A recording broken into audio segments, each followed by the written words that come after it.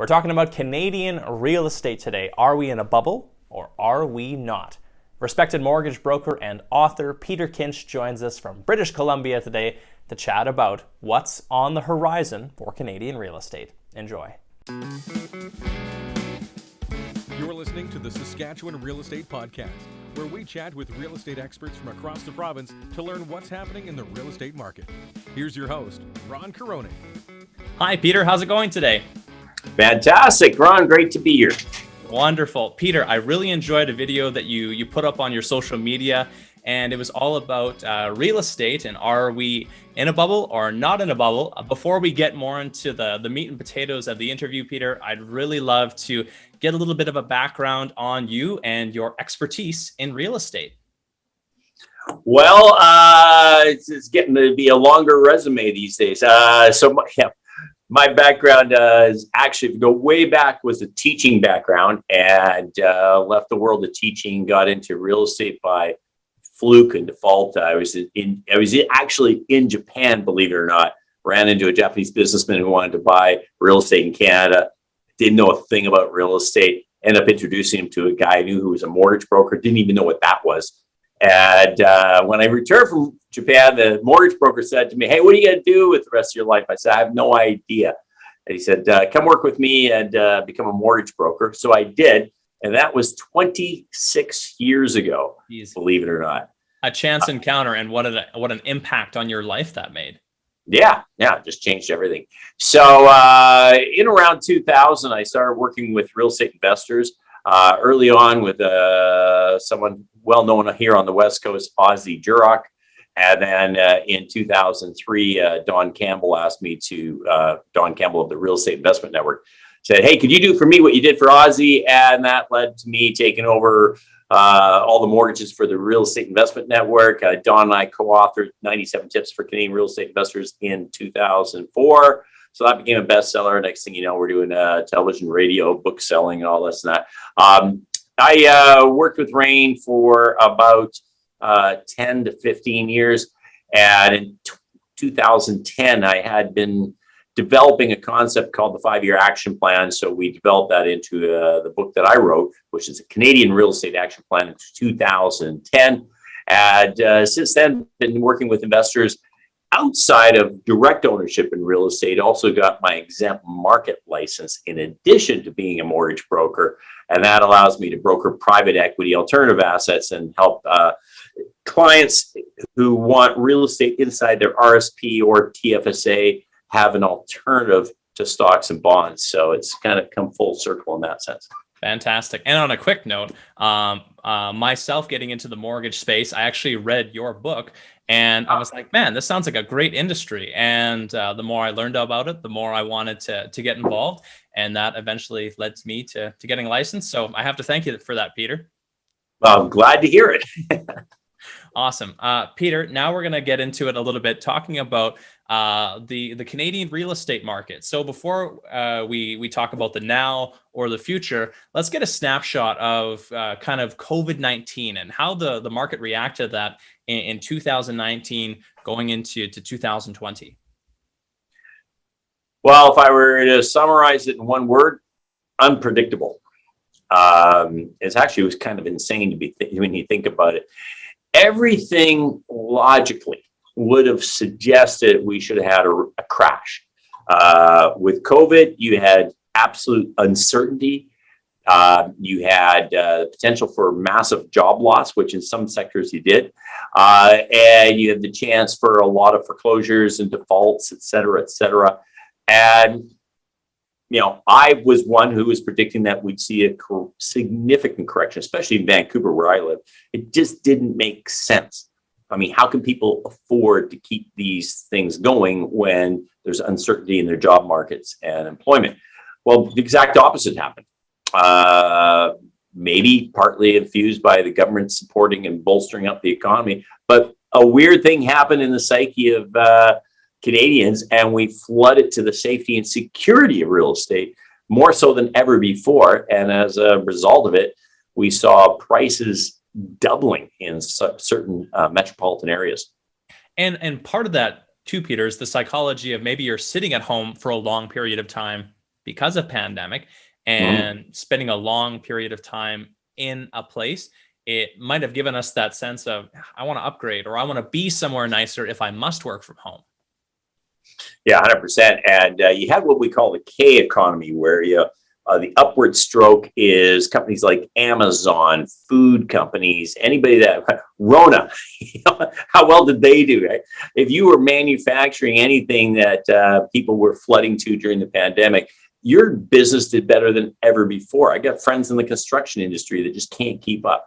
And then the downward stroke of the K curve is the letter K would be anything like airlines, travel, cruise companies, restaurants, anything service sector. So we're in we've talked about different types of economies. I've never seen this before where there's been a complete contrast between the two, the upward stroke of the K and the downward stroke of the K, equally as drastic. So two very divergent factors playing out as we see this move forward. So even with that K economy, a very strong real estate market. Now, one might expect the air to come out of that bubble a little bit, but in that video that you did, Peter, you had a prediction that we might not see any of this forward momentum in real estate come back. Can you elaborate on that a little bit? Yeah, I don't think there's no bubble that's going to burst any day soon. I'll tell you why. I think there's three factors that are going to play a major role in this moving forward. Number one, okay, let's go back to that K curve economy. Number one, the biggest thing is when, and hey, knock on wood, if we ever get past this fourth wave Delta variant and get back to a so-called normal, and the pandemic is something that we can look at the rearview mirror and behind us, what you're going to find is an unprecedented wave of spending in the economy. I mean, those companies that are on that bottom part of the cave are going to come up. The people who are in the top part of the cave, they're not going to come down. That's not going to adjust downward. Money's going to flood into the economy. People are going to fill restaurants. They're going to start spending like they never have before. And now that might not be prolonged, but in the short term, you're going to see a flood of capital back into the markets. Well, that's just going to support what's already there. The second thing I think that's underestimated that people are paying enough attention to is immigration. When the pandemic happened, Canada shut the border hard on immigration. But do you know there's upwards of 400,000 people who are approved for immigration into Canada? And it's going to be like opening the floodgates. When we finally do release those restrictions, you're going to have a wave of immigrants into Canada. Well, they need somewhere to live, right? So that's going to at least bolster or support current prices. And the third part that I think is less predictable, but equally important, is what I refer to as the bank of mom and dad. And Ron, I would say, and mark my words on this, I'm happy to go on record, we are on the cusp of the greatest transference of wealth in the history of our country, from the baby boomers to people in their 40s and 20s, and the trickle down of that. And what I mean by that is, if you look at anybody who's in that baby boomer age range, they're typically the people who have lived and owned their homes for the last 20, 30, 40 years. Well, quite frankly, they've been the greatest recipients of this latest boom in house prices. Totally. And most of them were sitting on free and clear properties. So from that side, Peter, there's another factor that goes into that, is that we're also seeing prices of lumber and different things like that have exacerbated it, but there's just not enough supply either of homes across Canada. And would you say that causes a big factor in the non-slowing down of the real estate market? 100%. We're coming up on an election, and the biggest topic, one of the main topics, is housing affordability, the housing crisis. And it always scares me because I envision that government's going to try to step in and artificially manipulate or try to legislate changes to a free market system. Well, the problem is they're missing the mark as to what the real issue is. And the issue in Canada is a supply issue. It's not a legislative issue. I was listening to Dr. Sherry Cooper, who did a great a longtime economist who did a very interesting interview where she basically said Canada today has about 450 houses per 1,000 residents. Wow. We're the lowest housing per capita in the G7. And to catch up, we would need to build 1.8 million homes tomorrow. That's not going to happen. So I think the first place they need to start is removing red tape at City Hall. But that's not going to happen any day soon. So again, as long as we have this supply-demand imbalance, prices aren't going down. So moving forward, Peter, into a post-pandemic, an area that we hope we're going to enter soon, what do Canadian homeowners need to know about the real estate they're buying and the mortgages they're taking out? Well, first of all, you're going to hear a lot of noise in the media, and a lot of it's going to be, well, what happens if interest rates were to double? Well, the reality is I don't think they will. And that's not me trying to pump the tires on the real estate market.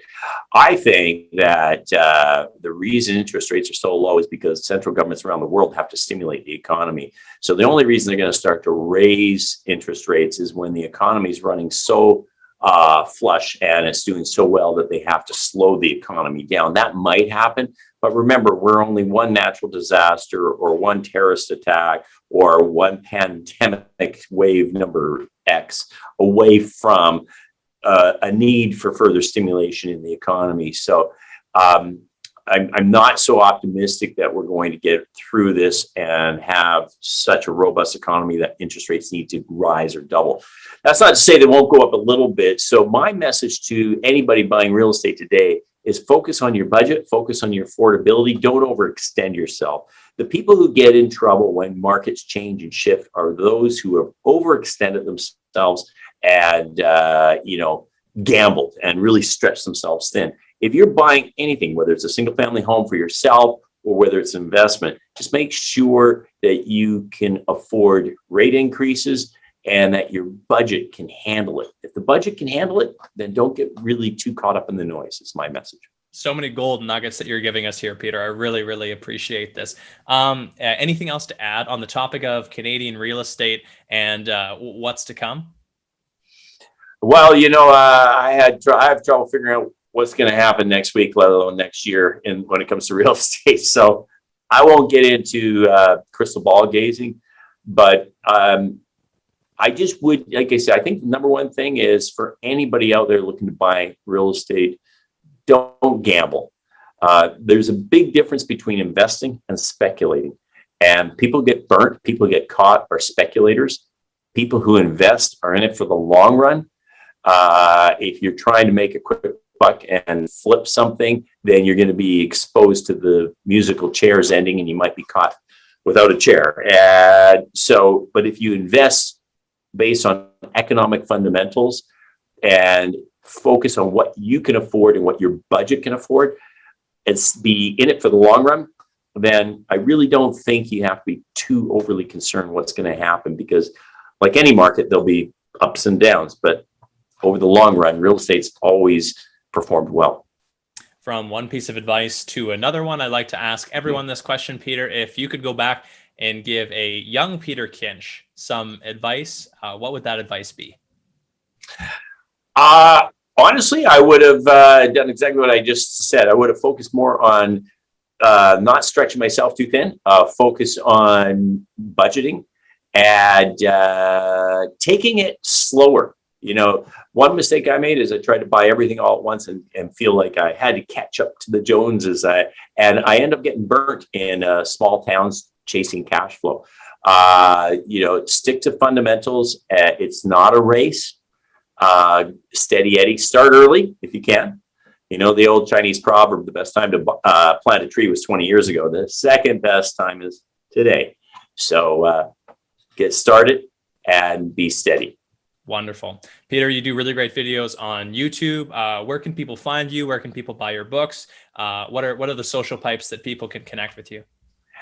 Well, you can go to my website, which is peterkinch.com, www.peterkinch.com, and that's Kinch, Kinch. And the books are available on Amazon. You just type in Peter Kinch in Amazon, and you'll find the books there. Awesome. Peter, wonderful to have you on. I really appreciate it from a personal standpoint, and you gave us so much great information here. So thank you so much for your time, and enjoy the rest of the day. Ron, it's my pleasure, and good luck to all the viewers out there. Happy to help. Thank you very much. Thanks again to Peter Kinch for joining us on the show today. Really, really appreciate his insights and expertise. If you like this episode, hit the like and subscribe button. I'm Ron Caroni, your Saskatchewan mortgage professional. Bye for now. This has been the Saskatchewan Real Estate Podcast. If you like this episode, find more information and episodes on our Facebook and YouTube pages. If you'd like to be a guest or have a conversation you'd like to learn more about, let us know by messaging the show on Facebook. Thanks for listening.